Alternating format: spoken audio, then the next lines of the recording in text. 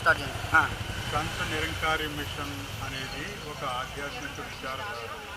ఎలాంటి మతాలతోటి దీనికి సంబంధం లేదు. కేవలం సోషల్ సర్వీస్ మాత్రమే దీని యొక్క లక్ష్యం.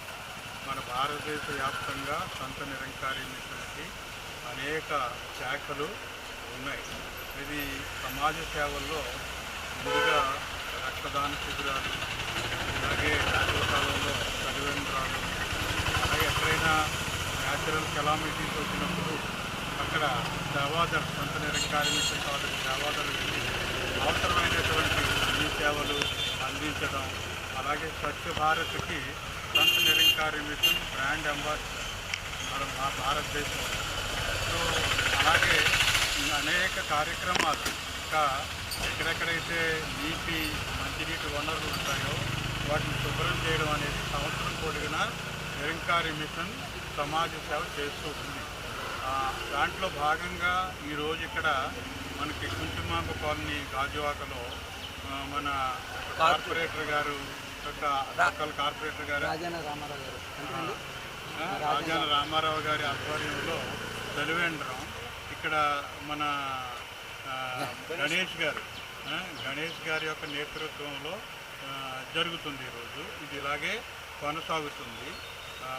అంతేకాకుండా సంత నిరంకారి మిషన్ ఆధ్యాత్మికంగా మనుషుల్లో ఒక రకమైనటువంటి ప్రేరణ తీసుకొచ్చి మానవ జీవితం యొక్క లక్ష్యం, అందులోనూ పరమాత్మని తెలుసుకోవడం కోసం ఈ మానవ జన్మ లభించింది కనుక తెలుసుకునే విధానం, సద్గుల ద్వారాగా బ్రహ్మజ్ఞానం పొంది ప్రతి ఒక్కరూ కూడా పరమాత్మతో యోగం అయ్యేటువంటి అవకాశం, ఇవన్నీ కూడా ఇక్కడ కల్పించేటువంటి అవకాశం ఉంది. దేశవ్యాప్తంగా వసుదైక కుటుంబకం, అలాగే విశ్వమానవ సౌభ్రాతృత్వం అనే నినాదాలతో మరి ఆత్మకి పరమాత్మతో కలిసేటువంటి యోగాన్ని సంత నిరంకారి మిషన్ కలుగజేస్తుంది.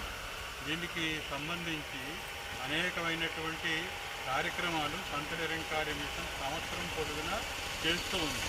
ఇది కేవలం భారతదేశంలోనే కాకుండా ప్రపంచంలో 120 దేశాల్లో దీని యొక్క శాఖలు విస్తరించి ఉన్నాయి. ముఖ్య ఉద్దేశం ఏంటంటే ప్రతి మానవుడు కూడా ప్రేమతో మెలగాలి.